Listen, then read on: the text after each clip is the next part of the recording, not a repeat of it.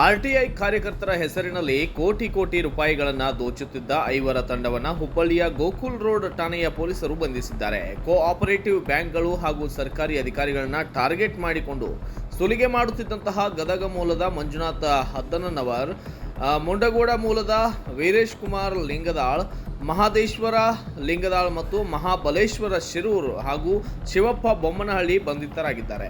ಗೋಕುಲ ರೋಡ್ನಲ್ಲಿರುವಂತಹ ಸಮೃದ್ಧಿ credit co-op ಸೊಸೈಟಿಯ head ಮತ್ತು ಮ್ಯಾನೇಜರ್ಗಳನ್ನು ಗದಗ ಮೂಲದ ಮಂಜುನಾಥ ಹದ್ದನವರ್ ಸುಳ್ಳು ಆರೋಪಗಳ ಹೆಸರಿನಲ್ಲಿ ಬೆದರಿಸಿ 1.5 ಕೋಟಿಗಳ ಬೇಡಿಕೆ ಇಟ್ಟಿದ್ದಾನೆ. ಈ ಹಿನ್ನೆಲೆಯಲ್ಲಿ ಗೋಕುಲ ರೋಡ್ ಪೊಲೀಸ್ ಠಾಣೆಯಲ್ಲಿ ಕೇಸ್ ದಾಖಲಾಗಿತ್ತು.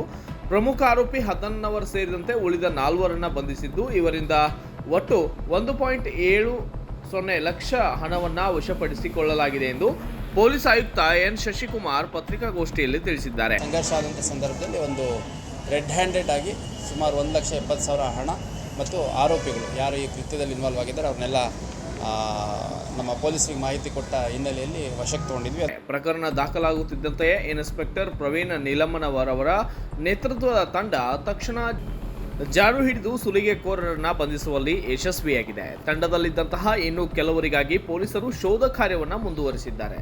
Bureau report, Kannada Janashree news, Hubballi.